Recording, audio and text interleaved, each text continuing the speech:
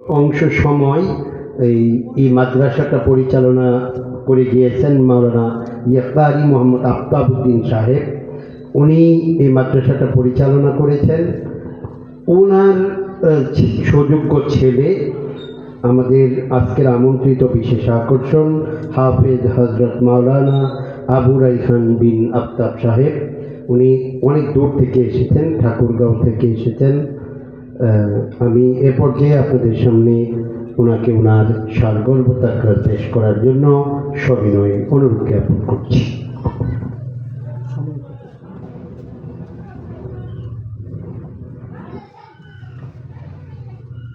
আসসালামু আলাইকুম ওয়া রাহমাতুল্লাহি ওয়া বারাকাতুহু। ওয়া আলাইকুম আসসালাম ওয়া রাহমাতুল্লাহি ওয়া বারাকাতুহু। সর্বপ্রথম আমি জানতে চাচ্ছি আপনারা সবাই কেমন আছেন?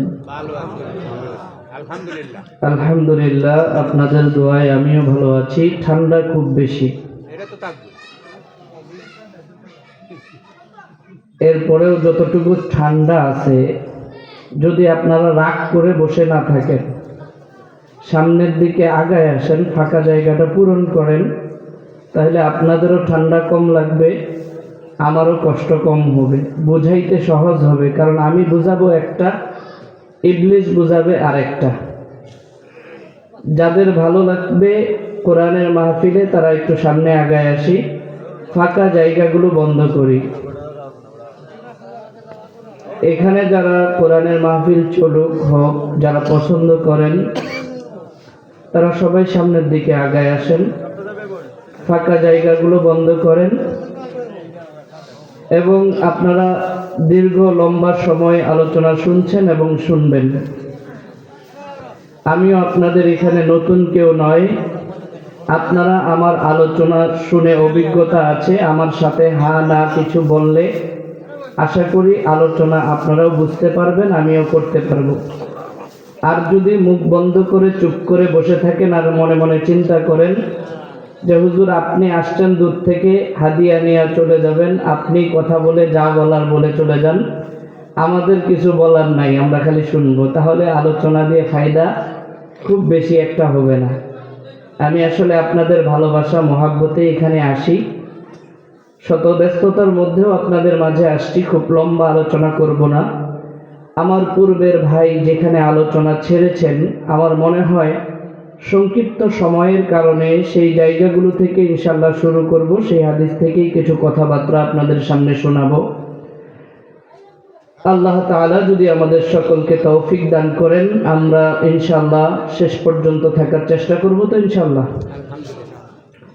ইন্নাল হামদুলিল্লাহ الحمد لله نحمده ونستعينه ونستغفره ونؤمن به ونتوكل عليه ونعوذ بالله من شرور أنفسنا ومن سيئات أعمالنا من يهد الله فلا مضل له ومن يضلله فلا هادي له ونشهد أن لا إله إلا الله وحده لا شريك له ونشهد أن سيدنا وسندنا وحبيبنا ومولانا محمد وعلى آله وأصحابه وبارك وسلم. أعوذ بالله من الشيطان الرجيم. بسم الله الرحمن الرحيم. قل إن كنتم تحبون الله فاتبعوني يحببكم الله ويغفر لكم ذنوبكم والله غفور رحيم. صدق الله المولانا العظيم. قال رسول الله صلى الله عليه وسلم: من أحب سنتي فقد أحبني ومن أحبني كان معي في الجنة أو كما قال عليه الصلاة والسلام. وقال تعالى في شان حبيبه ومحبوبه ومعشوقه: إن الله وملائكته يصلون على النبي يا أيها الذين آمنوا صلوا عليه وسلموا تسليما شكل درود إبراهيم قل اللهم صل على محمد وعلى آل محمد كما صليت على إبراهيم وعلى آل إبراهيم إنك حميد مجيد اللهم بارك على محمد وعلى آل محمد كما باركت على إبراهيم وعلى آل إبراهيم إنك حميد مجيد সমস্ত প্রশংসা করছি সেই মহান রব্বুল আলামিনের, যিনি দূর দূরান্ত থেকে আমাদেরকে একত্রিত হয়ে ওই রবের কথাবার্তা বলা এবং শোনার তৌফিক দান করেছেন। এজন্য সকলের দিল থেকে কলিজা ভরে বুক ভরে মুখ ভরে আওয়াজ করে শুকরিয়া আদায় করি, বলি আলহামদুলিল্লাহ। পিছনের বাপজানেরা খুব আরামে বসে আছে, ওনারা মনে করছে সামনের গুলা বললেই হুজুর বুঝবে, সবাই বুঝছে, কিন্তু আমার কান ওই পর্যন্ত পৌঁছছে। পিছনের ভাইয়েরা বাবাজিরা আপনারা একটু আওয়াজ দিয়ে বললে আওয়াজটা আর একটু বেশি হবে। সবাই আল্লাহর শুকরিয়া আদায় করি, বলি আলহামদুলিল্লাহ। মাশাআল্লাহ, অনেক সুন্দর আওয়াজ হয়েছে। আমরা ইনশাআল্লাহ সামনের দিকে আগাইতে পারবো এবং সেই সাথে রসুলের উপরে আমরা দরুদ আর সালাম করেছি। আজকের এই তালুকদার বাড়ি জামে মসজিদের উদ্যোগে যে আয়োজন হয়েছে, আল্লাহ তাআলা যারা আয়োজন করেছেন সকলকে আল্লাহ তাআলা কবুল করুন, সকলে বলে আমিন। সম্মানিত হাজিরিন, আমি আপনাদের কাছে একটা প্রশ্নের মাধ্যমে আজকের আলোচনা শুনতে চাচ্ছি এবং শুরু করতে চাচ্ছি, বলতে চাচ্ছি যে আমরা যে ইসলাম পেয়েছি, এই ইসলাম কি পরিপূর্ণ না অপরিপূর্ণ? ইসলাম কি পরিপূর্ণ জীবন ব্যবস্থা নাকি অপরিপূর্ণ?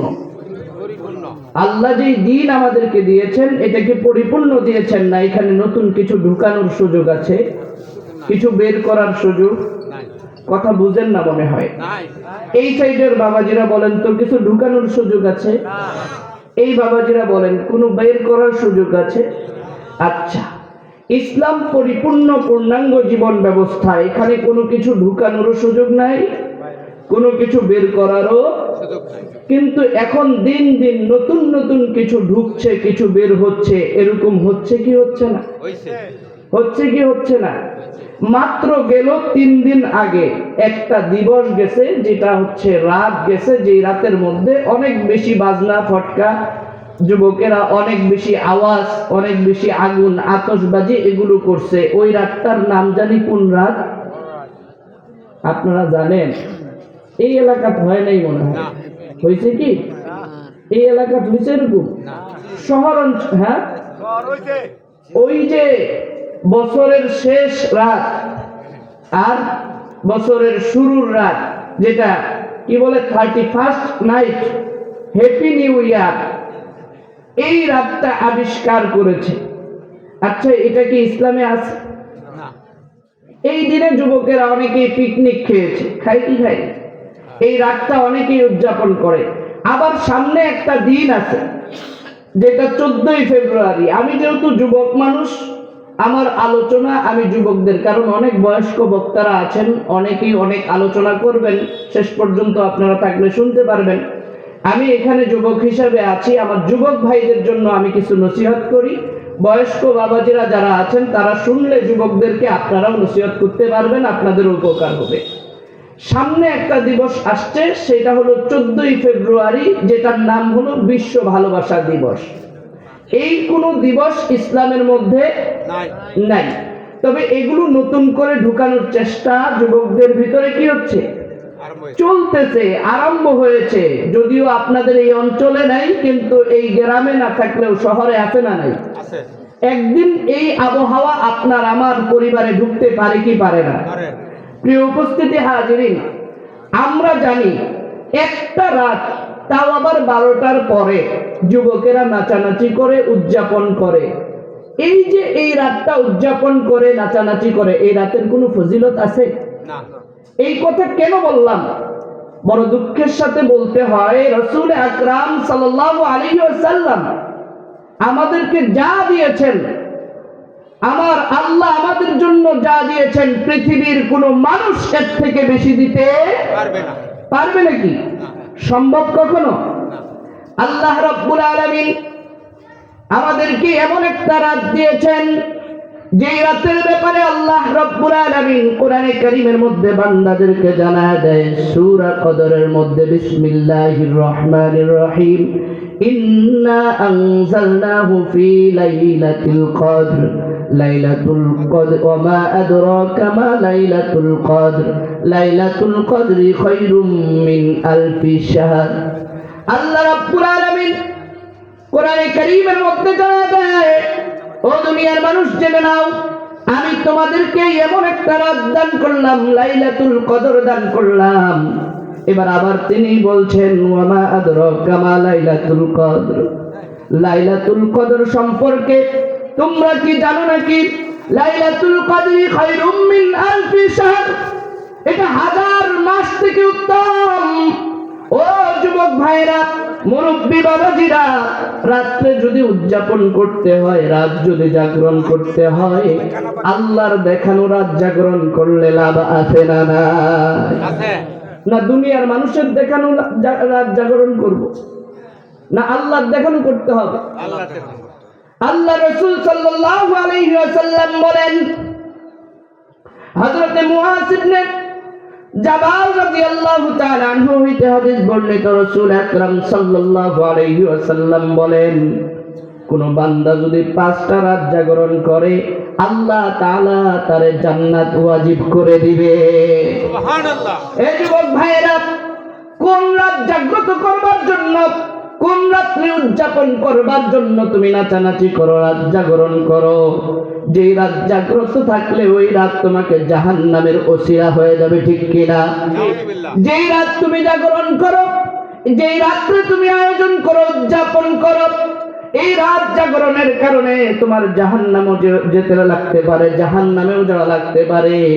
আর রাসূল আকরাম সাল্লাল্লাহু আলাইহি ওয়াসাল্লাম যে রাত জাগতে বলেছেন, আল্লাহর রাসূল বলেন এই রাত জাগলে তার জন্য জান্নাত ওয়াজিব হয়ে যাবে। সুবহানাল্লাহ। আমরা জানতে চাই ওই রাতগুলো কোন রাত? অবশ্যই জানার ইচ্ছা আছে আপনাদের? আছে। আল্লাহ রাসূল বলছেন অমুক অমুক রাত জাগো, আর আমাদের যুবকেরা রাত জাগে কখন? 31st নাইটে। কথা বলেন ঠিক কিনা? ঠিক। আল্লাহ রাসূল বলেন, ও আমার উম্মতেরা, কোন বান্দা বান্দি যদি জিলহজ মাসের 8 তারিখের রাত জাগরণ করে এবং 9 তারিখের রাত জাগরণ করে এবং ঈদুল আজহার রাত জাগরণ করে, 4 নম্বরে ঈদুল ফিতরের রাত জাগরণ করে, 5 নম্বরে সামনে আসতেছে শবে বরাতের রাত জাগরণ করে, আল্লাহ রাসূল বলেন এই রাত্রি জাগরণ করে ইবাদত করে যদি আল্লাহর উদ্দেশ্যে, আল্লাহ তাআলা তার জন্য জান্নাত ওয়াজিব করে দিবে। সুবহানাল্লাহ।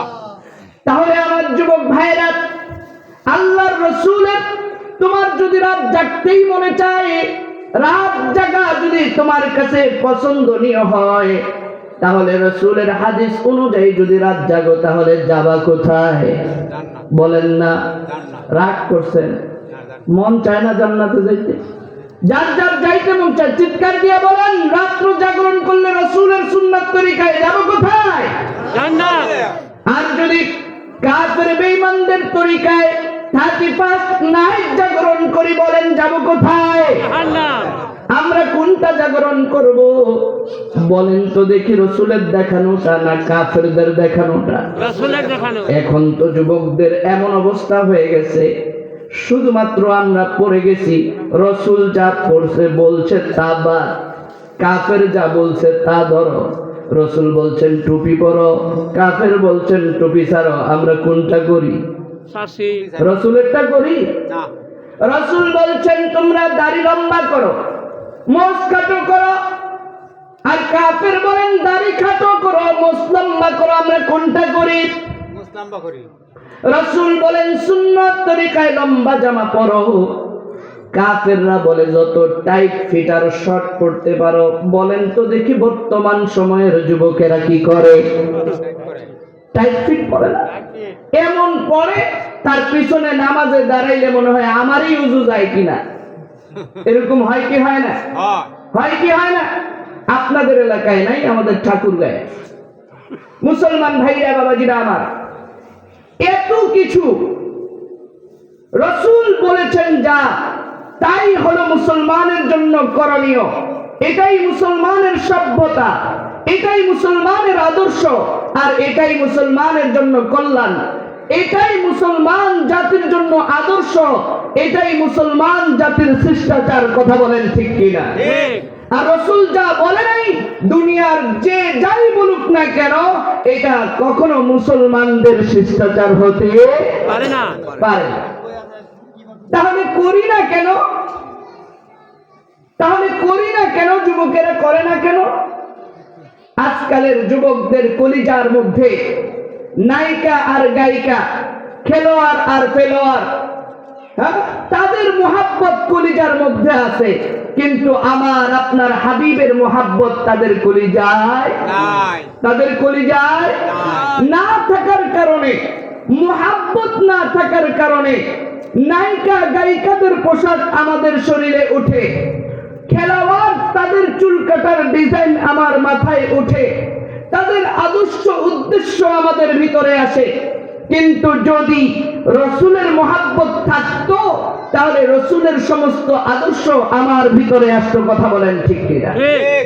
সংক্ষিপ্ত কথা আপনাদেরকে বলতে চাই, রাসূল আকরাম সাল্লাল্লাহু আলাইহি ওয়াসাল্লামের মুহাব্বত যদি কলিজার মধ্যে একবার ঢুকাইতে পারি, আল্লাহ রসুলের মুহাব্বত ঢুকাইতে পারলে লাভ আছে না নাই? আদর্শ ঢুকাইতে পারলে লাভ আছে না নাই? শুধু কি সাহাবাই কেরামের ছিল না, আমাদেরও আছে। শুধু কি আমাদের আছে, নাকি আমাদের আগে যারা ছিল তাদেরও আছে? শুধু বন্ধুগণ তাই নয়, আমি আপনাদেরকে ছোট্ট একটা ওয়াকিয়া বর্ণনা করতে চাই, যেটা আল্লাহর রাসূল সাল্লাল্লাহু আলাইহি ওয়াসাল্লামের জন্মের আরো 1000 বছর আগে রাসূলুল্লাহ সাল্লাল্লাহু আলাইহি ওয়াসাল্লামকে শুধুমাত্র ভালোবাসার কারণে, প্রেম করার কারণে, রাসূলের সাথে মুহাব্বতের কারণে, রাসূলের আদর্শকে মানবার জানবার চেষ্টা করবার কারণে আল্লাহর রাসূল সাল্লাল্লাহু আলাইহি ওয়াসাল্লাম তার মওতের পরে, আল্লাহর রাসূল সাল্লাল্লাহু আলাইহি ওয়াসাল্লাম 1000 বছর পরে দুনিয়াতে আয়েশা ওই মৃত ব্যক্তির জানাজা তার অনুপস্থিতিতে করেছেন, গায়েবী জানাজা করেছেন। আপনারা জানেন ওই ঘটনা? শুনতে চান? কি মুহাব্বত ছিল তার ভিতরে? যারা শুনতে চান একটু দুইটা হাত তুলে বলেন তো লিল্লাহি তাকবীর। যারা শুনতে চান চিৎকার দিয়ে বলেন লিল্লাহি তাকবীর। যারা শুনতে চায় না তারা বাইরে থাকুক, আমাদের কোনো আফসোস নাই, ঠিক কি না? আমাদের ভিতরে কলিজার ভিতরে রাসূলের মুহাব্বত আছে না নাই? যারা বাইরে আছে তাদের ভিতরে আছে রাসূলের মুহাব্বত। যার ভিতরে থাকবে, রাসূলের কথা শুনলে অটোমেটিক তার দিল চাইবে যে কাছে যায় রাসূলের একটু কথা, বয়ান একটু শুনি। কথা বলেন ঠিক কি না? আবু জাহেল রাসূলের জবানের বাণী শুনবার জন্য রাসূল আকরাম সাল্লাল্লাহু আলাইহি সাল্লামের ঘরের কিনারে যায় কান লাগায় রাখতেন, আর আমরা মুসলমানেরা রাসূলের কথা শোনার পরেও আমরা দোকানে এখানে সেখানে ঘোরাফেরা করি। কথা বলেন ঠিক কি না? তাহলে আমরা, আবু জাহেল তো রাসূলকে মুহাব্বত করতেন, যদিও ইসলামের কারণে শত্রুতা হয়েছে, তার রবকে মানে না দেখে শত্রুতা হয়েছে, কিন্তু রাসূলের তেলাওয়াত তার কাছে পছন্দ ছিল, রাসূলের কথা তার কাছে পছন্দ হইত, কিন্তু তার রবকে মানে নাই, হৃদয়ে আক্রমণ করেছে। কথা বলেন ঠিক কি? মুসলমান ভাইরা রে আমার, আল্লাহ রাসূল সাল্লাল্লাহু আলাইহি ওয়াসাল্লামের জন্মের 1000 বছর আগের একটা ওয়াকিয়া আপনাদের সামনে বর্ণনা করতে চাই, যেটা হলো আল্লাহ রাসূল সাল্লাল্লাহু আলাইহি ওয়াসাল্লাম জন্মের 1000 বছর আগে মক্কা নগরীর পরে, ইয়াসরিবের পরে, মদিনার পরে ইয়ামেন একটা রাষ্ট্র, ইয়ামেন একটা দেশ। এই দেশের একজন বাদশা ছিলেন, খুব প্রভাবশালী, খুব দামি বাদশা, শক্তিশালী, অর্থশালী, সম্পদওয়ালা বাদশা ছিলেন, যার নাম বাদশা শাহে তুকবা আকবর ইয়ামিনী। নাম কি? শাহে তুকবা আকবর ইয়ামিনী রাহমাতুল্লাহ আলাইহি ওয়া রাদিয়াল্লাহু তাআলা আনহু। এই বাদশা একদিন নিয়ত করলেন, রাসূল সাল্লাল্লাহু আলাইহি ওয়াসাল্লামের জন্মের আগে না পরে? আগে। আবার বলেন আগে। পিছনের বাবাজিরা আপনারা বুঝতেছেন কিনা এই জিনিসটা কিন্তু আমাকে বুঝতে হবে। রাসূল সাল্লাল্লাহু আলাইহি ওয়াসাল্লামের জন্মের আগে না পরে? আগে। কতদিন আগে? 1000 বছর আগে। 1000 বছর আগে নিয়ত কি করলেন? খানায় কাবা তওয়াফ করার জন্য যাবেন, কাবা শরীফে যাবেন। তো তিনি তো বাদশাহ, তার সাথে 30,000 সেনাবাহিনী, সেনা প্রধানদেরকে নিয়ে, সেনাবহর নিয়ে রওনা হয়েছেন। শুধু কি সেনাবাহিনী নিয়েছেন? না, তার সাথে ওই সময়কার চিন্তা করেছেন যে আমি একা যাব কেন, খানায় কাবা কিভাবে তওয়াফ করতে হয়, কি করতে হয়, আমি তো সবকিছু বুঝি না। তো ওই সময়কার সবচেয়ে শ্রেষ্ঠ আলেম মাত্র 40,000। কয় হাজার? মাত্র 40,000 আলেমকে সঙ্গে নিছেন। খুব কম না? কাফেলাটা একেবারে ছোট। তো কয় হাজার আলেম নিছেন? 40,000 আলেমকে সাথে নিছেন, আর 30,000 সেনা সদস্যকে নিয়ে রওনা হয়েছেন খানায় কাবা তওয়াফে যাবেন। যাইতে যাইতে রাস্তা একটাই। তৎকালীন সময়ে মদিনার নাম ছিল ইয়াসরিব। এই ইয়াসরিবের উপর দিয়ে যেতে হয়, ইয়ামেন থেকে যেতে হলে ইয়াসরিবের উপর দিয়ে যেতে হয়। তো ওই সময় ইয়াসরিবের মধ্যে মহামারী চলতেছিল। কি চলতেছিল? মহামারী। অর্থাৎ আমাদের দেশে কিছুদিন আগে একটা রোগ গেছিল, যেটা বাপের হইলে ছেলের কাছে যাইতো না, মা হইলে সন্তান কাছে যাইতো না, সন্তানের হইলে মা যাইতো না, বিবির হইলে স্বামী যাইতো না। এই রোগটার নাম জানি কি? করোনা। এই যে আপনারা ভালো বুঝেন, করোনা। আপনারা আমার বয়ান বুঝতেছেন, আমি বুঝতে পারতেছি। কষ্ট হচ্ছে না তো আমার ভাষা বুঝতে? এই করোনার মতো একটা রোগ ওইখানে হয়েছে, যেটা মানুষ যেই যায় ওই মারা যায়, এরকম একটা রোগ ওই জায়গায় মহামারী আক্রান্ত করছে। তো বাদশা খুব চিন্তিত ছিলেন, ওই জায়গার রাস্তা ছাড়া আর রাস্তাও নাই, আর ওখান দিয়ে গেলে কেউ আক্রান্ত হয় কিনা এটাও একটা চিন্তার বিষয়। এত লম্বা সফর আর লম্বা বহর, 40,000 আলেম আর 30,000 সেনা সদস্য। বাদশার সাথে ছিল বাদশার কলিজার টুকরা মা মরা এক সন্তান। এই সন্তানটাকে নিয়ে বাদশা যখন ইয়াসরিব থেকে ইয়াসরিব থেকে মক্কার দিকে যাবেন, ঘটনাক্রমে ওই কাফেলার কেউ আক্রান্ত হয় নাই। করোনা এখনকার অবস্থা দিয়া বুঝাইলে করোনাই বুঝাইতে হয়। ওই সময় বসন্ত বা অন্যান্য রোগ ছিল, করোনার মতো একটা রোগ ধরে ফেলছে ওই সন্তানকে। কাকে ধরছে? বাদশার কলিজার টুকরা সন্তানকে। এখন বাদশা চিন্তা করছে, খানায় কাবা তওয়াফ করবার নিয়তে আসছি, ছেলে অসুস্থ হয়েছে, ছেলের জন্য যদি আটকে থাকি তাহলে আল্লাহ রাগ করবে, তাহলে ছেলেকে রেখে যাই, আমি চলে যাই। তাহলে বাদশার ছেলেকে কিভাবে রাখবে? ইয়াসরিবের তৎকালীন সবচেয়ে বড় বড় কবিরাজ এবং নেতৃস্থানীয় লোক যারা ছিলেন, তাদের সবাইকে ডেকে মিটিং করলেন। বললেন, আমার এই সন্তানটাকে রেখে যাচ্ছি, একে ভালো করে যত্ন নিবা, আদর নিবা, মায়া দিবা, একে সুস্থ রাখার চেষ্টা করবা। আমি আসার পরে তাকে নিয়ে যাব, তাতে যা খরচ হয় আমি আমার রাজভান্ডার থেকে তোমাদের জন্য ব্যবস্থা করব। বাদশা তার কলিজার টুকরা সন্তানটাকে রাইখা, কয় হাজার জানে সেনাবাহিনী? 30,000। পিছনের ভাইরা 30,000 সেনাবাহিনী নিয়া, 40,000 আলেম নিয়া খানায় কাবা তওয়াফ শেষ করলেন। ওখান থেকে চলে আসলেন, এখানে সন্তানকে রেখে গেছেন, মনে আছে আপনাদের? জি। সন্তানকে নেওয়ার জন্য আসলেন। আসার পরে শুনলেন সন্তান দুনিয়ার থেকে বিদায় হয়ে গেছে। সন্তান কি হয়ে গেছে? সন্তান যদি দুনিয়ার থেকে বিদায় হয়ে যায়, আমরা কি করি? কান্নাকাটি করি না? আল্লাহকে কি বলি? আল্লাহ খালি আমার সন্তানটারই দেখলো, আর দুনিয়ার চোখে দেখে নেই, বলি কি বলি না?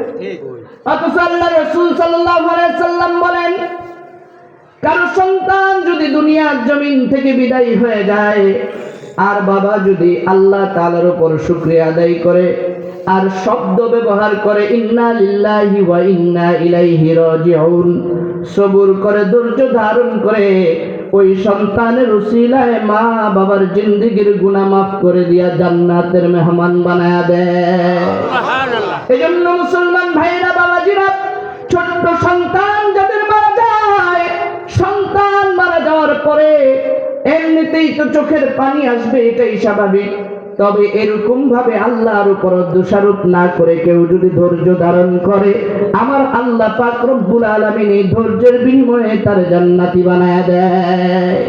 ও মুসলমান বাবাজিরা, ভাইয়েরা, এই হাদিস যখন আম্মা জান আয়েশা সিদ্দিকা রাদিয়াল্লাহু তাআলা আনহা শুনলেন, চোখের পানি ছাড়তেছেন আর কান্না করতেছেন আর বলতেছেন, ওগো আল্লাহর পয়গম্বর, আমার যদি একটা সন্তান থাকতো, আল্লাহ যদি আমাকে একটা সন্তান দিত, আর এই সন্তানটাকে যদি আল্লাহকে সারা দিয়ে আল্লাহ যদি নিয়ে চলেও যাইতো, এরপরেও তো এই সুসংবাদটা আমি পাইতাম। আল্লাহ রাসূল বলেন, ওগো আয়েশা, চিন্তার কোনো কারণ নাই, আল্লাহ তোমাকে সন্তান দেয় নাই, এরপরেও যদি তুমি ধৈর্য ধারণ করো, আল্লাহ পাক রব্বুল আলামিন এই ধৈর্যের বিনিময়ে তোমাকে জান্নাত দিয়ে দিবে। এজন্য মুসলমান বাবাজিরা, যাদের সন্তান হয় না, তারা চিন্তার কোনো কারণ নাই। যদি আল্লাহর উপরে সবুর আর ধৈর্য ধারণ করে তারা যদি জিন্দেগিটা কাটায় দিতে পারে, আল্লাহ পাক রব্বুল আলামিন সবুরের কারণেও তারা জান্নাত দিয়ে দিবে। এজন্য মুসলমান ভাইয়েরা, বাদশা এসে দেখলেন সন্তান বিদায় হয়ে গেছে। বাদশা আল্লাহর শুকরিয়া আদায় করলেন, মনে মনে ভাবলেন, আল্লাহ নিয়ে গেছে, আমার তো কিছু করার নাই, কিন্তু এত রাতের বেলা, এত লম্বা সফর, এতগুলো মানুষ নিয়ে কোথায় যাব? রাতের বেলায় তো সন্তানের কবর জিয়ারতের জন্য তখন তো আর এরকম লাইট ফাইটের ব্যবস্থা ছিল না। বলতেছেন, রাত্রি যখন হয়ে গেছে, আজকে আর আমরা ইয়াসরিব থেকে আমাদের ইয়ামেনের দিকে যাব না, আগামীকাল সকালবেলা সন্তানের কবরখানা জিয়ারত করে তারপরে বাড়ির দিকে রওনা হব। সমস্ত বাহিনীগুলোকে রেখে দিয়া, সমস্ত আলেমগুলোকে একসাথে রাখার পরে বাদশাহ নামদার যখন ঘুমিয়ে যায়, ওই মুহূর্তে বাদশাহ নামদারের দরজার সামনে যায় একজন হাজির হয়ে সালাম দেয়, আসসালামু আলাইকুম।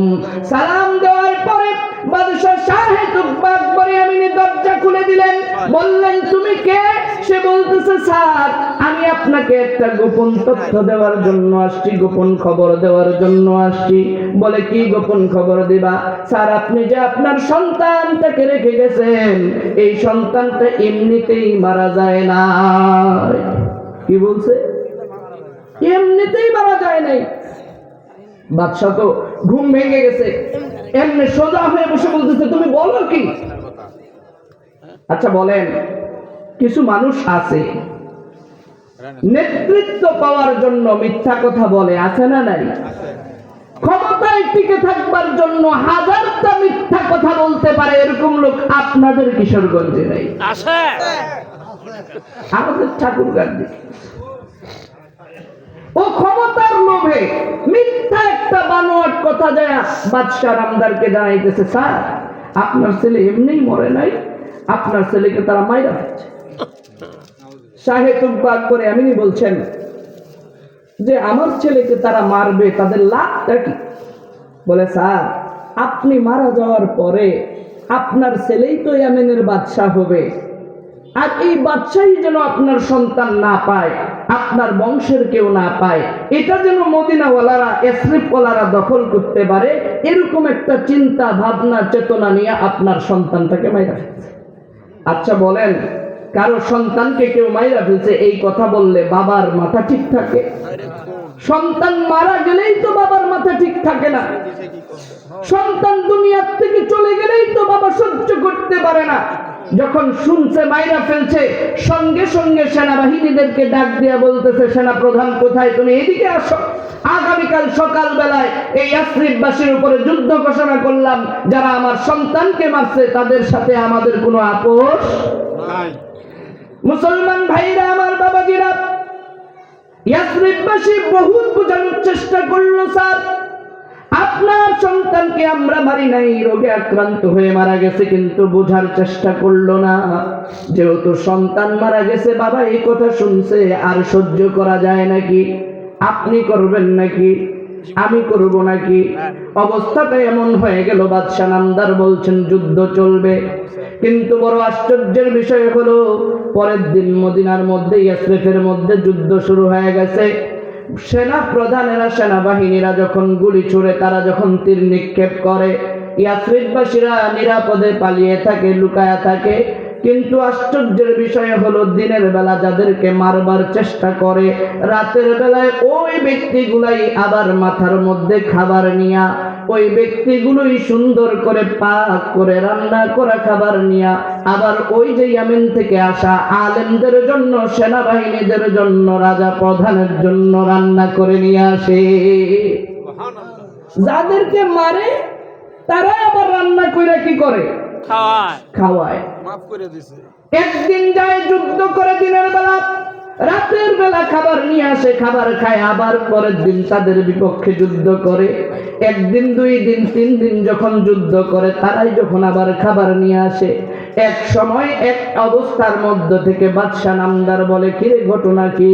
আমরা যাদেরকে মারি তারাই আমাদের জন্য খানার ব্যবস্থা করে, এটা আবার কেমন ব্যাপার? এটা আবার কেমন হয়? তাদেরকে ডাক দিয়া বলল, কি ভাই, তোমাদেরকে আমরা এত আক্রমণ করলাম, এত মারা মারলাম, দিনের বেলায় তোমাদেরকে মারি আর রাতের বেলায় আমাদের জন্য খাবারের ব্যবস্থা করো, কারণ কি? তারা তখন বলতেছে, ও গো বাদশা নামদার, এটা হলো আমাদের পয়গম্বর, আমাদের জাতির পিতা ইব্রাহিম আলাইহিস সালাতু ওয়াস সালামের সুন্নাহ। ইব্রাহিম আলাইহিস সালাতু ওয়াস সালাম কখনোই মেহমান ছাড়া খেতেন না। মেহমান ছাড়া ইব্রাহিম আলাইহিস সালাতু ওয়াস সালাম মেহমানকে নিয়ে খানা পছন্দ করতেন। আপনি আমাদেরকে যতই মারেন, আপনি যেহেতু আমাদের এলাকায় আসছেন, আপনি এলাকায় আসার কারণে আপনি আমাদের মেহমান, আপনারা না বুঝে আমাদের উপরে আক্রমণ করছেন, কিন্তু দিন শেষে আপনারা রান্না করবেন কোথায়? পাক করবেন কোথায়? এই আপনারা খাবেন কোথায়? মদিনার বাজারের সাথে তো আপনাদের যুদ্ধ। এজন্য আপনাদের মেহমানদারি হিসাবে আমরা রাতের বেলায় খানা পাকাইয়া আপনাদের জন্য নিয়ে আসি। বলেন না সুবহানাল্লাহ। আল্লাহ রাসূল সাল্লাল্লাহু আলাইহি ওয়াসাল্লাম বলেন, কোন বান্দা যদি মেহমানদারিতে খুশি হয়, আল্লাহ তাআলা ওই বান্দার উপরে, ওই বাড়ির উপরে রহমত নাজিল করেন। বলেন না সুবহানাল্লাহ। কোন এলাকার মানুষ যদি মেহমান প্রিয় হয়, আল্লাহ তাআলা ওই এলাকার মধ্যে রহমত পাঠায় দেয়। বলেন না সুবহানাল্লাহ। মদিনাওয়ালারা, অর্থাৎ তখন নাম ছিল ইয়াসরিব, কেউ তারা পছন্দ করতো না। রোগে শোকে আক্রান্ত জায়গাটাও যখন মেহমানদারি করা শুরু করলো, আল্লাহ তাআলা ওই জায়গার মধ্যে আল্লাহ তাআলা রহমত পাঠানো শুরু করে দেয়। সঙ্গে সঙ্গে বাদশা শাহে তুকবা আকবর ইয়ামানি বলছেন, যুদ্ধ বন্ধ করে দাও। যারা এত সুন্দর মেহমানদারি করে, ইব্রাহিম খলিলুল্লাহ সাল্লাল্লাহু আলাইহি ওয়াসাল্লাম ইব্রাহিম আলাইহিস সালাতু ওয়াস সালামের উপরে ঈমান এনে তাদের ভালোবাসায় এখনো পর্যন্ত যারা মেহমানদারি করে, যারা তার আদর্শ বাস্তবায়নের চেষ্টা করে, তারা আর যাই করুক, তারা আমার সন্তানকে হত্যা করতে পারে না। ঠিক কি না? যুদ্ধ বন্ধ করে দাও। যুদ্ধ বন্ধ হয়ে গেল। এবার বাদশা শাহে তুকবা আকবর ইয়ামানি রওনা হয়ে যাবে। বাদশা তুকবা আকবর ইয়ামানি সন্তানের কবর জিয়ারত করে রওনা হয়ে যাবে তার দেশ ইয়ামেনের দিকে। যখন যাইতেছিল, হঠাৎ করে দেখে 40,000 আলেম তার সাথে নাই। কয় হাজার জন আলেম নিয়ে আসছিল? 40,000। হঠাৎ করে দেখে 30,000 সৈন্য তার সাথে যাচ্ছে, কিন্তু 40,000 আলেম ওই জায়গার মধ্যে বসে গেছে, তার সাথে আর যায় না। কারণ কি? বাদশা শাহে তুকবা আকবর ইয়ামানি পিছনের দিকে তাকায় দেখে। কারণটা আপনাদের জানতে মন চাই কি চায় না? মন চাইতেছে কি চাইতেছে না? আলেমরা যেই জায়গায় আটকে যায়, আলেমের উপরে কেউ যদি মাতবরি করে, আলেমের সামনে যদি কেউ যাইতে চায়, লাশ হওয়া ছাড়া কোনো বুদ্ধি নাই। আলেমের পিছনে সারা জীবন নামাজ পড়লে জিন্দা, আর যেদিন আলেমের সামনে যায় ওই দিন জিন্দা না মুর্দা? জিন্দা না মুর্দা? এজন্য আলেমরা বুঝে জামানার কোন সময়ে কি বিপদ আসতেছে, মানুষদেরকে সতর্ক করে। কেউ যদি আলেমের উপরে পণ্ডিতি করে, তারা এই বিপদে পড়ে। ও মুসলমান ভাইরা, বাবাজিরা, খুব সংক্ষিপ্ত কথা। এক পর্যায়ে সমস্ত আলেমেরা যখন জমিনের মধ্যে বসে গেল, কেউ কিছু খেজুরের বিচি নিয়ে নিচ্ছে, কেউ আবার পাথরের টুকরা, কেউ আবার বালুকণা তাদের এরকম পকেটের মধ্যে অথবা ঝুলির মধ্যে তারা নেওয়া শুরু করলো। একটা পর্যায়ে বাদশাহ শাহে তুকবাক বরিয়ামিন জিজ্ঞাসা করছেন, ও আমার শ্রেষ্ঠ আলেমেরা, তোমরা এখানকার মাটি, এখানকার খেজুরের বিচি, এখানকার পাথরের কোনাগুলো কেন নিতেছো বুঝতে পারলাম না, আমাকে একটু তোমরা বর্ণনা করো। সমস্ত আলেমেরা একযোগে বলতেছেন, ও আমার বাদশাহ নামদার শাহে তুকবাক বরিয়ামিনী, আমরা এই মাটির মধ্যে, খেজুরের বিচির মধ্যে এমন একজন পয়গম্বরের আবির্ভাবের ঘোষণা আমরা শুনতে পাচ্ছি, গন্ধ পাচ্ছি, যার নাম হলো মুহাম্মাদুর রাসূলুল্লাহ সাল্লাল্লাহু আলাইহি ওয়াসাল্লাম।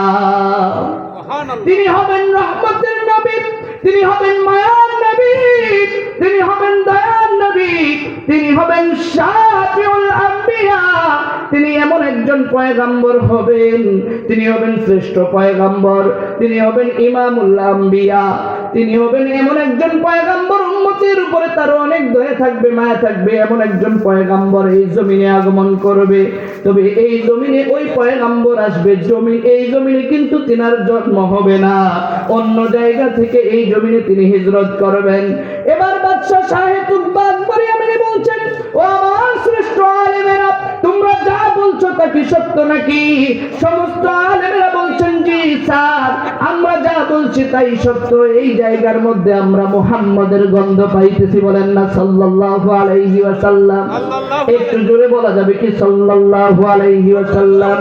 বাদশাহ শাহে তুকবাক বরিয়ামিনী বলছেন, শোনো, এই জায়গায় যে মুহাম্মাদুর রাসূলুল্লাহ সাল্লাল্লাহু আলাইহি ওয়াসাল্লাম আসবেন, তিনার কি এখানে কোনো ঘর থাকবে না, কোনো বাড়ি থাকবে না? সমস্ত উলামায়ে কেরাম কিতাব খুলে বলতেছেন, না না না, তিনার জন্য কোনো ঘর বাড়ি এখানে থাকবে না।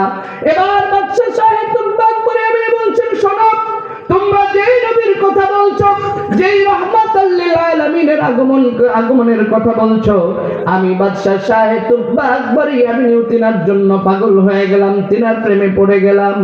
আমি একটা ঘর তার জন্য বানাতে চাই, একটা বাসা তার জন্য বানাতে চাই। তিনি যেই দিন আসবেন ওই দিন এই বাসার মধ্যে আগমন করবেন, বলেন না সুবহানাল্লাহ।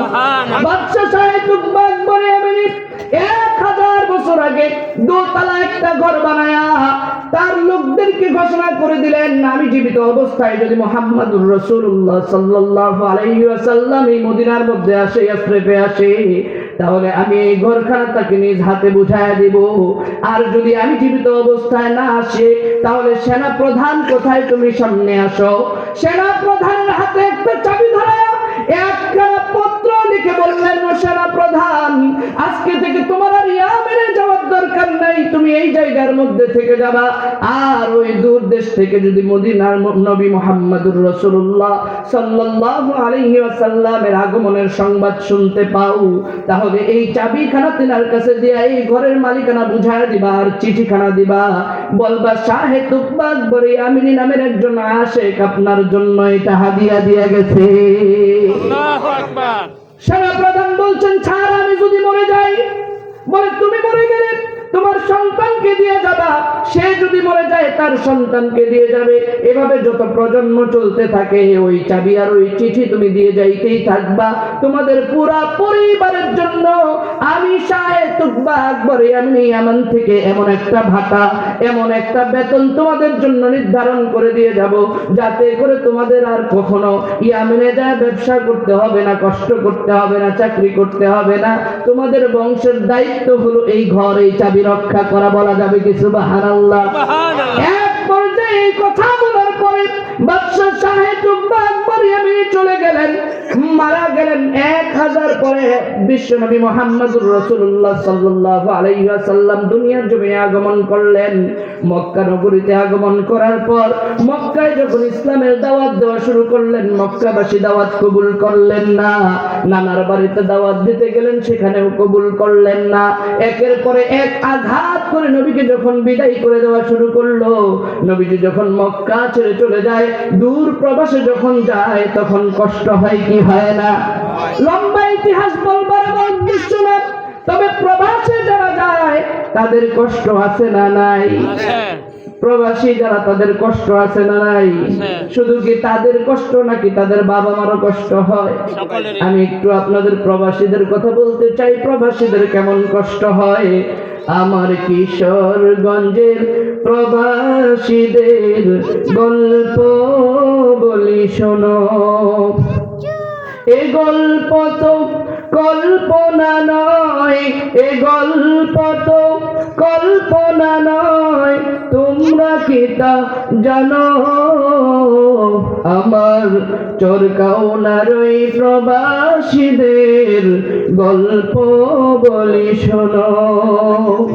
পল্লী গায়ের দুরন্ত ছেলে বাপে ডাকে খোকা,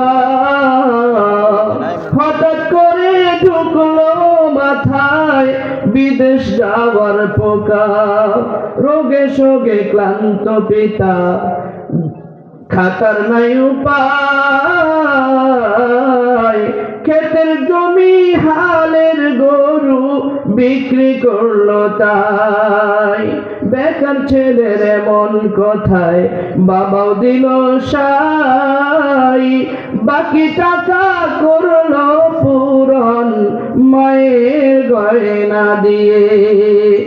অনেক বুকে আশা নিয়ে ছাড়লো খোকা বাড়ি, সে কি বেদনা বিদুর ছিল মায়ের নারী। মায়ে কান্দে ভাইয়ে কান্দে, কান্দে আপনজন, চোখের জলে বুক ভেসে যায় শক্ত করে মন। এমন মানুষ কোন সে জনা, এমন মানুষ কোন সে জনা, তোমরা কি তা জানো? চরকাওনারি প্রবাসীদের গল্প বলি শোনো। মুনিয়ারি কান্দার প্রবাসীদের গল্প বলি শোনো। বিমানেতে বসে খোকা জানালারি পাশে, নীল আকাশে তাকিয়ে দেখে মায়ের ছবি ভাসে। বিমানেতে বসে খোকা জানালারি পাশে, নীল আকাশে তাকিয়ে দেখে মায়ের ছবি ভাসে। আঁচল দিয়ে চোখ মুছে মা প্রভুর কাছে বলে, তুমি ভালো রেখো আমার আদরের ছেলে। আল্লাহ তুমি ভালো রেখো আদরের ছেলে। ভাবতে সব চোখ ভিজে জল পরে ফোঁটা ফোঁটা।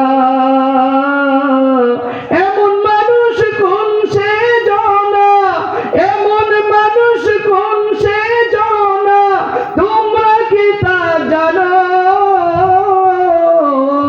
বাংলাদেশের প্রবাসীদের গল্প বলি শোনো।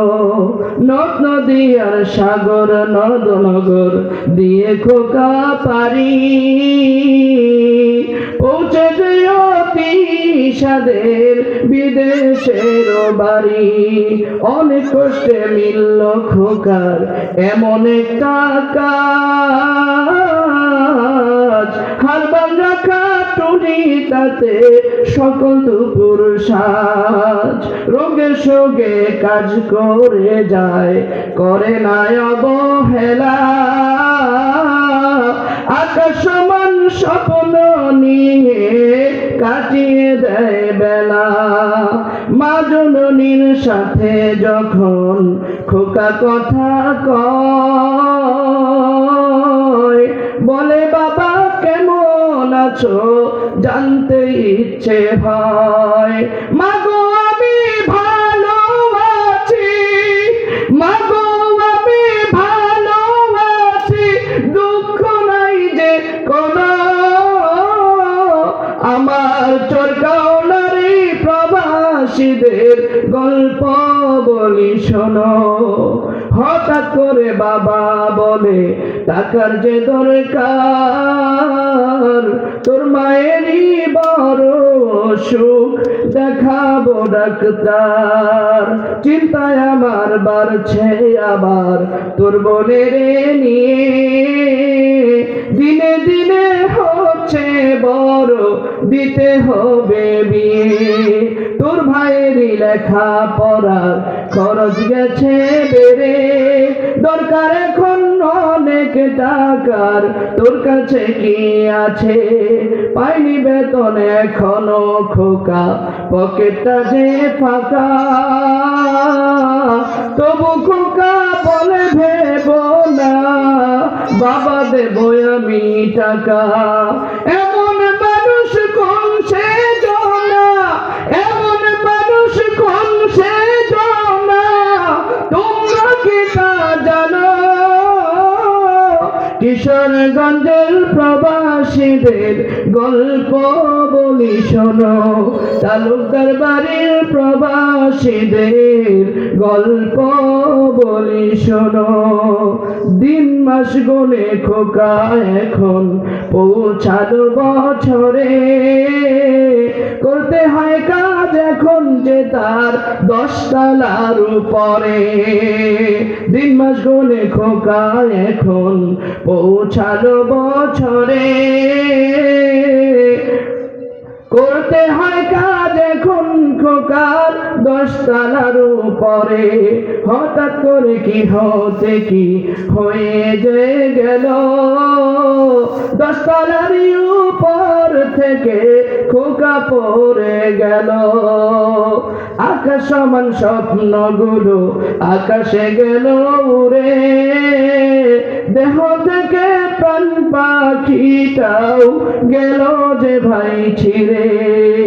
বন্ধুরা যে সে দেখে রক্তে থর থর, মৃতদেহ পড়ে আছে জমিনের উপর। এমন মানুষ কোন সে জনা, এমন মানুষ কোন সে জনা, তোমরা কি তা জানো? চরকাহলার এই প্রবাসীদের গল্প বলি শোনো, পাঠাতে হবে লাশটা দেশে, আপন যে কেউ নাই। বন্ধুরা সব মিলে মিশে করলো এই কাজটাই, ঠিক না? ঠিক এমন হয় কি হয় না? এমন হয় কি হয় না?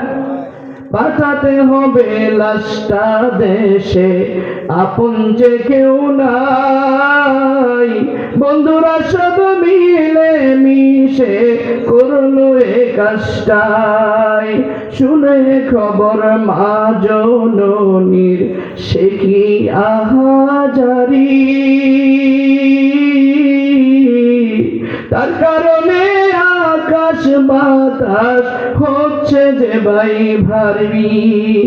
অবশেষে খোকার কপিল পৌঁছল যে ভাই বাড়ি, ভাই বোনার গায়ের স্বজনের সে কি আহাজারি। মা জননী কেঁদে বলে, তোরে ওরে আমার ছেলে, বিদেশ থেকে কোন দেশে তুই গেলি ওরে চলে।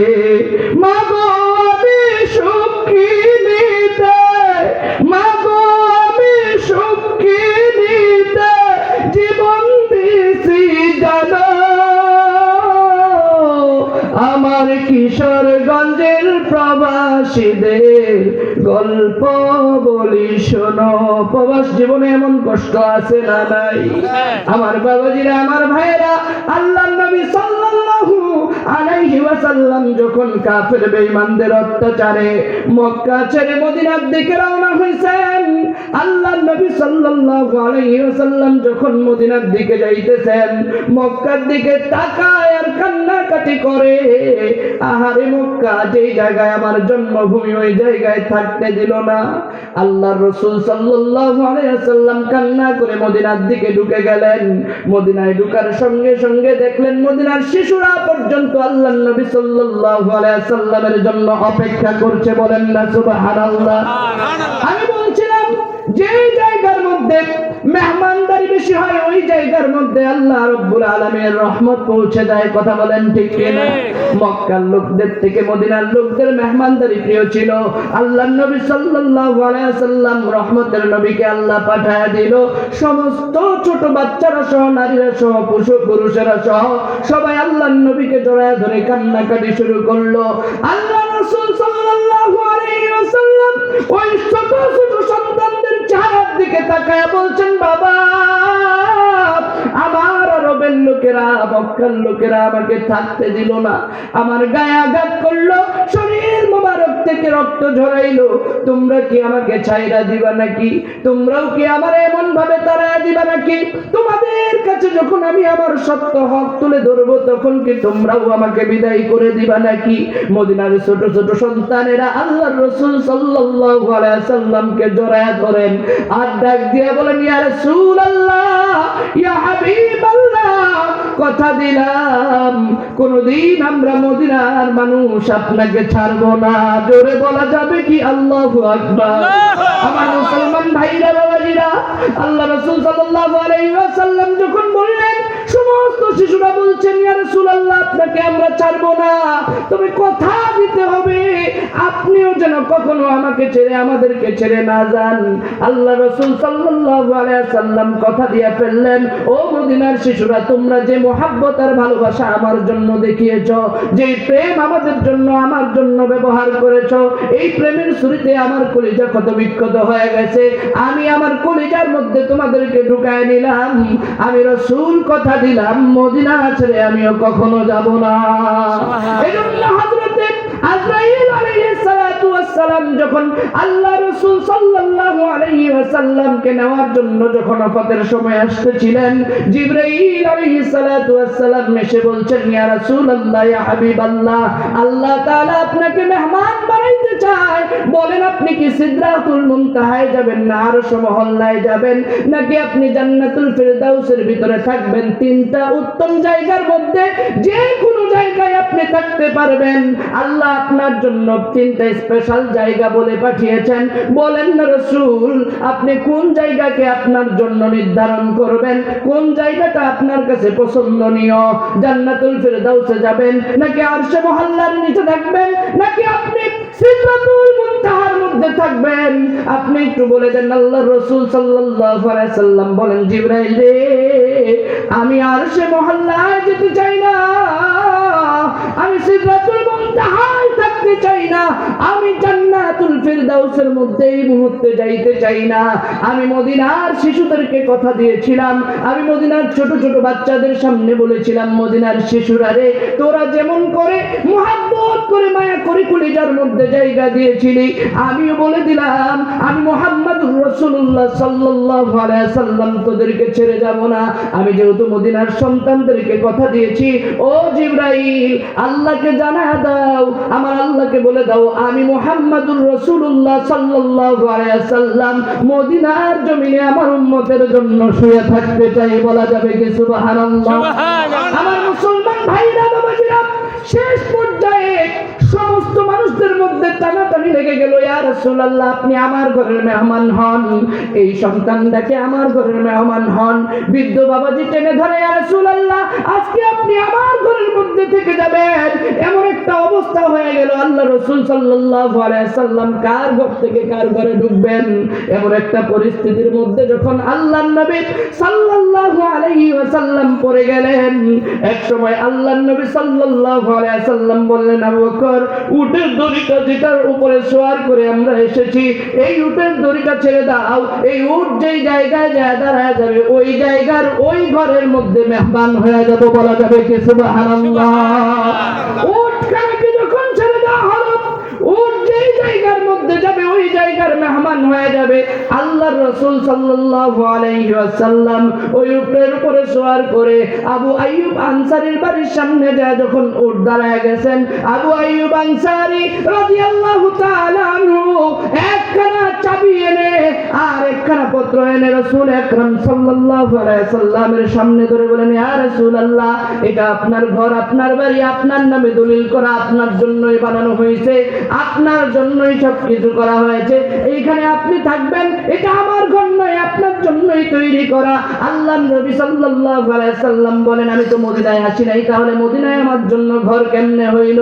এবার আল্লাহ রাসূল সাল্লাল্লাহু আলাইহি ওয়াসাল্লামের এই প্রশ্নের জবাবে শাহে তুব্বা আকবর ইয়ামিনের রেখে যাওয়া চিঠিখানা রাসূল আকরাম সাল্লাল্লাহু আলাইহি সাল্লামের হাতে দিয়া ওই আবু আইয়ুব আনসারী রাদিয়াল্লাহু তাআলা আনহু ডাক দিয়ে বলতেছেন, ইয়া রাসূলুল্লাহ, আমার দাদার দাদার দাদার দাদা এরকম কয়েক পুরুষ আগে আমার যেই দাদা পরদাদা ছিল, তিনি ছিল একজন সেনা কমান্ডার, সেনাবাহিনীর প্রধান। তিনার হাতে বাদশা শাহে তুব্বা আকবর ইয়ামিনী নামের একজন বাদশা ছিল। আপনি জন্মের এইখান থেকে 1000 বছর আগে তিনি এই এসরিফে এসেছিল, মদিনার মধ্যে আসছিল। তৎকালীন সময়ের আলেমেরা যখন বলেছিল, ও বাদশা নামদার, আমরা এই জমিনের মধ্যে আল্লাহর একজন রহমতে আলম নবী পয়গম্বর রাসূলুল্লাহ সাল্লাল্লাহু আলাইহি সাল্লামের আগমনের সুঘ্রাণ পাইতেছি, তখন তিনি জিজ্ঞাসা করেছিলেন, এখানে সেই নবীর কি ঘর থাকবে নাকি বাড়ি থাকবে নাকি? সমস্ত আলেমেরা কিতাব খুলে বলছে, না না না, তিনার এই জায়গার মধ্যে কোনো বাড়িও নাই, ঘরও থাকবে না। তখন বাদশা শাহে তুব্বা আকবর ইয়ামিনী আপনার জন্য একটা দোতলা ঘর নির্মাণ করেছিলেন। তিনি ভেবেছিলেন তিনার নিজ হাতে এই ঘরটা আপনার কাছে পৌঁছায় দিবে, কিন্তু তিনি যেহেতু দুনিয়ার থেকে বিদায় হয়ে গেছেন, তিনি সেনা প্রধানকে দায়িত্ব দিয়ে গেছেন। আবার সেই সেনা প্রধান থেকে আজ পর্যন্ত, আমি পর্যন্ত, আমার এই বংশের লোকেরা যারা দুনিয়ার থেকে বিদায় হয়ে গেছে, শাহে তুব্বা আকবর ইয়ামিনীর পক্ষ থেকে ভাতা পেয়েছে। আমিও এতদিন পর্যন্ত এই ঘরকে ভাড়া রেখে, এই ঘরকে পাহারা রেখে পাহারাদার হিসাবে ভাড়া গ্রহণ করেছি। বলেন না সুবহানাল্লাহ। ইয়া রাসূলুল্লাহ, যেই ঘরের মধ্যে, যেই ঘরের চাবিখানা আমি আপনাকে দিলাম, এটা আমার ঘর না, এটার মালিকানা আপনাকে বানায় দিছে। আর এই ঘরের পাহারাদার হিসাবে 1000 বছর আগে আমার বংশের কাছে এই চাবিখানা দিয়া আল্লাহ রাসূল সাল্লাল্লাহু আলাইহি সাল্লামের কাছে যেন পৌঁছায় দেই, এই ঘোষণা বাদশা শাহে তুব্বা আকবর ইয়ামিনী দিয়ে গেছেন। আর এই যে একখানা চিঠি, এই চিঠিখানা আপনাকে দিতে বলেছেন। বাদশা শাহে তুব্বা আকবর ইয়ামিনীর চিঠিখানা হাতে লইয়া আল্লাহ রাসূল সাল্লাল্লাহু আলাইহি সাল্লাম দেখলেন চিঠিখানার মধ্যে দেওয়া, আসসালাতু ওয়াসসালামু আলাইকা ইয়া রাসূলুল্লাহ, ওগো আল্লাহর পয়গম্বর, আপনি আমার সালাম গ্রহণ করবেন। আমি আপনার অনুপস্থিত এক উম্মত, যে উম্মত আপনাকে দেখি নাই, এরপরেও আপনার কথা শুনে, আপনার ভবিষ্যৎবাণী শুনে আমি আপনার উপর ঈমান এনেছি। ওগো আল্লাহর পয়গম্বর, আপনি গুনাহগার উম্মতটাকে ফালায়া দিয়েন না। আমি মারা যাওয়ার পরেও যদি আপনি দুনিয়াতে আসেন, আপনি আসার আগে যদি আমি মারা যাই, আমি আপনার উপর ঈমান এনে মারা গেছি। আপনি একটাবার আল্লাহর কাছে ডাক দিয়ে বলেন, আল্লাহ আল্লাহ, বাদশা তুব্বা আকবর ইয়ামিনীকে আমার উম্মত হিসাবে কবুল করে নাও। চিঠিখানা পড়ে আল্লাহর রাসূল সাল্লাল্লাহু আলাইহি ওয়াসাল্লামের চক্ষু মুবারক থেকে ঝরঝর করে পানি পড়তেছিল। আল্লাহ রাসূল সাল্লাল্লাহু আলাইহি ওয়াসাল্লাম চোখের পানি ছেড়ে দিয়ে আল্লাহ রাব্বুল আলামিনের দরবারে দোয়া করলেন। সাহাবায়ে কেরামকে বললেন, রেডি হয়ে যাও। আল্লাহ রাসূল সাল্লাল্লাহু আলাইহি ওয়াসাল্লামের জীবনে দুইখানা গায়েবানা জানাজা পড়েছেন। এর মধ্যে একটা হলো বাদশা নাজ্জাশী, আর একটা হলো বাদশা শাহে তুব্বা আকবর ইয়ামিনী, যার অনুপস্থিতিতে জানাজা পড়েছেন। কারণ বাদশা শাহে তুব্বা আকবর ইয়ামিনী আল্লাহ রাসূল সাল্লাল্লাহু আলাইহি ওয়াসাল্লামকে না দেখার পরেও আল্লাহ রাসূল সাল্লাল্লাহু আলাইহি ওয়াসাল্লামকে কলিজা থেকে মহব্বত করেছেন। আর এই মহব্বতের কারণে আল্লাহ রাসূল সাল্লাল্লাহু আলাইহি ওয়াসাল্লাম গায়েবানা জানাজা পড়ায়া আল্লাহ রাব্বুল আলামিনের কাছে দোয়া করে বলেছেন, আল্লাহ, তুমি এই শাহে তুব্বা আকবর ইয়ামিনীকে আল্লাহ তুমি জান্নাত ঘরের মেহমান বানায় দিও, আমার উম্মত হিসাবে কবুল করে নিয়ে। বলেন না আল্লাহু আকবার। আমার মুসলমান বাবাজিরা, এই কথাটুকু আমি শুরু থেকে বলতে বলতেছিলাম আমার যুবক ভাইরা বাবাজিরা, কিসের রাত উদযাপন করো আল্লাহ রাসূল সাল্লাল্লাহু আলাইহি ওয়াসাল্লামের দেখানো রাত ছাড়া? আল্লাহ রাসূল সাল্লাল্লাহু আলাইহি ওয়াসাল্লাম যে রাত উদযাপন করার কথা বলেছেন, আল্লাহ রাসূলের প্রেম যদি দিলের মধ্যে থাকে, তাহলে তোমরা তো আল্লাহ রাসূল সাল্লাল্লাহু আলাইহি ওয়াসাল্লামের দেখানো রাতগুলোই উদযাপন করবা। আরে যুবক ভাইরা, দুনিয়ার রাত হলো সামথিং শুধুমাত্র কয়েক ঘন্টা তোমাকে উদযাপন করার কথা বলে, কিন্তু তোমার মুসলমান ধর্মের কিতাবের মধ্যে এত সুন্দর সুন্দর রাত রয়েছে, এক রাত ইবাদত করলে 1000 মাস ইবাদত করার সওয়াব হয়ে যায়। 5টা রাত ইবাদত করলে আল্লাহর জান্নাত ওয়াজিব হয়ে যায়। ও যুবক ভাই, তোমার যদি আরো রাত জাগতে মনে চায়, শুক্রবারের রাত আজকে যদি জেগে জেগে আল্লাহ তাআলার কালামুল্লাহ শরীফ তেলাওয়াত করো, ইবাদত করো, আল্লাহ পাক রব্বুল আলামিন এই ইবাদতের বদলতে আল্লাহ তোমাকে তোমার জীবনের গুনাহ মাফ করে দিয়া জান্নাতের মেহমান বানায় দিতে পারে কি পারে না? যুবক ভাইয়েরা, কাফের বেঈমানদের মহব্বতে তুমি যদি এত কিছু করতে পারো, রাত জাগতে পারো, চুল কাটতে পারো, জামা ছোট করতে পারো, দাড়ি কাটতে পারো, যেই নবী মুহাম্মদুর রাসূলুল্লাহ সাল্লাল্লাহু আলাইহি ওয়াসাল্লাম তোমাকে সুপারিশ করবেন, তোমার জান্নাতের জিম্মাদারি হবেন, তোমাকে জান্নাতে নিয়ে যাওয়ার জন্য সুপারিশ করবেন, তোমার জন্য হাউজে কাউসারের পেয়ালা নিয়ে দাঁড়ায় থাকবেন, যেই নবী মুহাম্মদুর রাসূলুল্লাহ সাল্লাল্লাহু আলাইহি ওয়াসাল্লাম মিজানের পাশে দাঁড়ায় থাকবেন, পুলসিরাত তোমার হাতে দুইটা পার করবার জন্য অপেক্ষা করবেন। বলেন তো দেখি, এই রাসূলের ভালোবাসা কলিজার মধ্যে রাখার দরকার আছে না নাই?